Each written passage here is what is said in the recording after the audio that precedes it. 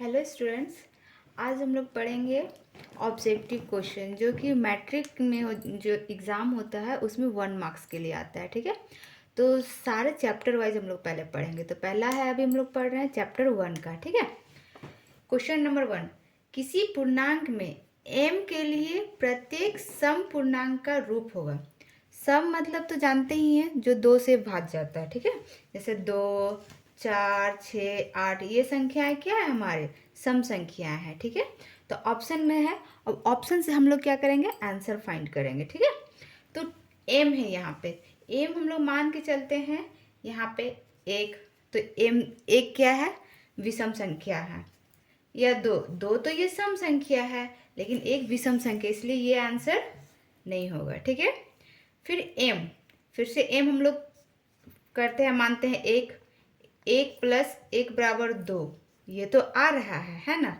लेकिन जैसे ही हम यहाँ पे 2 ले लेते हैं m का मान, तो 2 + 1 = क्या हो जाएगा, 3। तो फिर यहाँ पे भी ये गलत होगा, सारे केस में ये सही नहीं होगा। अब चेक करते हैं ऑप्शन सी को, 2m यानी 2 गुना 1 लेते हैं तो 2 × 1 = 2, ये चीज़ चलो सम संख्या है। 2 गुना 2 = 4, ये भी सम संख्या है। एक बार और चेक कर लेते हैं, 2 × 3 = 6, ये भी सम संख्या, यानी हमारा आंसर ये हो गया। इसे चेक करने का कोई मतलब ही नहीं है। ठीक है, नहीं चेक करते हैं। अगला क्वेश्चन इसी पैटर्न में है, किसी पूर्णांक q के लिए प्रत्येक विषम पूर्णांक का रूप होगा। यहाँ पे क्या था, सम, और यहाँ पे क्या है, विषम। विषम मतलब 1, 3, 5, 7, 9, जो कि 2 से भाग्य ना जा हो। तो हम लोग यहाँ पे q का मान वैसे ही लेते हैं। q का मान लेंगे अगर 1, तो ये तो विषम है, लेकिन फिर ये 2 सम आ जा रहा है, यानी ये आंसर हमारा क्या है, गलत है। ठीक है, अब इसमें लेते हैं 1, 1 + 1, पहले ही तो यहाँ पे 2 आ जा रहा है, मतलब ये सम है, ये भी आंसर गलत।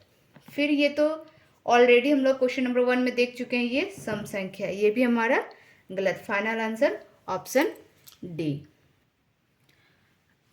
अगला क्वेश्चन है हमारे पास, n² - 1 जो है क्या, n² - 1 यानी कोई सा भी क्या है मान, n² है, जिसमें -1 करना है, और वो जो रिजल्ट आएगा वो 8 से विभाज्य होगा। क्या होगा, 8 से विभाज्य होगा। यदि n क्या है, एक पूर्णांक। एक पूर्णांक यानी कुछ भी हो सकता है, 1, 2, 3, कुछ भी हो गया। ठीक है, एक प्राकृत संख्या यानी नेचुरल नंबर, 1, 2, 3, कुछ भी हो सकता है। ठीक है, एक विषम संख्या, विषम पूर्णांक यानी कि 3, 5, 7। ठीक है, तो सबसे पहले हम लोग चेक करते हैं एक पूर्णांक से। एक पूर्णांक यानी कि 1 से करते हो तो 1² का 1 हो जाएगा, -1 बराबर, ये तो 0 हो जाएगा, ये 8 से विभाज्य कहाँ से होगा, ये गलत। ठीक है, एक प्राकृत संख्या भी वैसे ही हो जाएगा, ये भी गलत। एक विषम पूर्णांक, ठीक है, विषम पूर्णांक यानी कि हम 3 लेते हैं। सबसे पहले क्या लेंगे, 3, 3 का स्क्वायर -1 बराबर क्या हो जाएगा, 3 × 3 = 9, -1 = 8, ये 8 से क्या है, भाग जा रहा है, 8 1 = 8, ये 8 × 8। या फिर 5 ले लेते हैं, 5 का स्क्वायर -1, 5 × 5 = 25, -1 बराबर क्या हो रहा है, 24, 8 × 3 = 24, यानी हमारा जो कंडीशन है ये अप्लाई कर रहा है, यानी एक विषम पूर्णांक इसका सही आंसर हो जाएगा। स्टार्ट। अगला क्वेश्चन की तरफ आते हैं। अगला क्वेश्चन है, वह बड़ी से बड़ी संख्या जिससे 70 और 125 को विभाजित करने पर क्रमशः 5 एवं 8 शेषफल बचते हैं, निम्न है।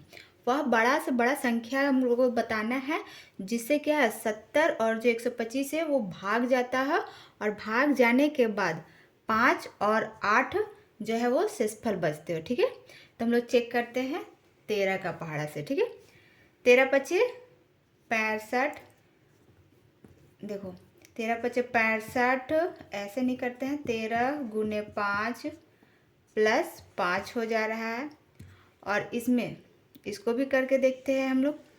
13 कितना से भाग जाएगा, 125 को हम लोग ऐसे कर भाग करके चेक कर लेंगे। ठीक है, 13 का पहाड़ा में, तो ऐसे नहीं हो पा रहा है, तो हम लोग 13 9 117 प्लस 8, ठीक है। हम लोग इस तरह से करें।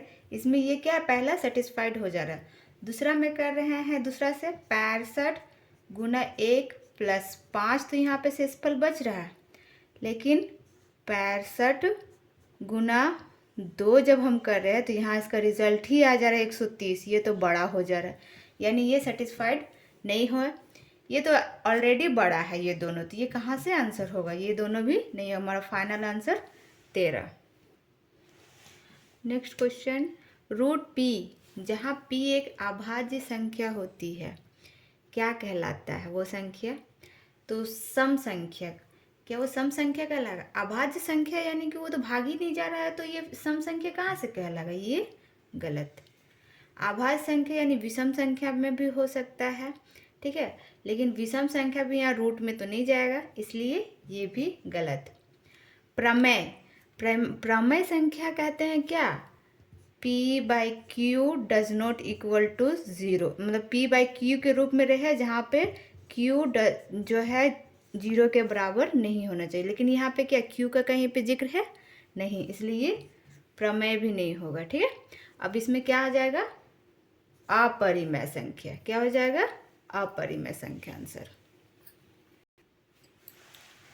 अगला क्वेश्चन है 96 और 104 का HCF होगा, तो हम लोग 96 और 104 का HCF यानी महात्तम समावर्तक निकालेंगे, ठीक है।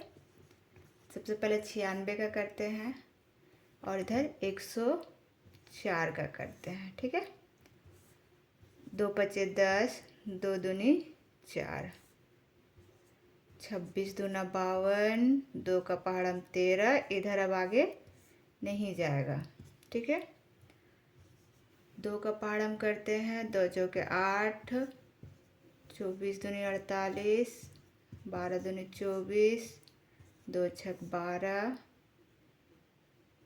2 तिया के 6,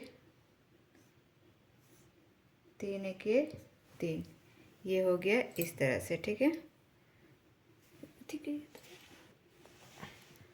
अब इसमें देख रहे हो कॉमन कौन कौन सा है, यहाँ पे ये 3 और यहाँ पे ये 3, बाकी तो कोई मैच नहीं कर रहा है, यानी 2 दूनी 4 दूनी 8 हमारा सही आंसर हो जाएगा, ठीक है। अगला क्वेश्चन है, कोई संख्या P/Q जहाँ P एवं Q परस्पर अभाज्य पूर्णांक है ना, तथा Q जो है 0 के बराबर नहीं है, क्या कहलाता है, ठीक है।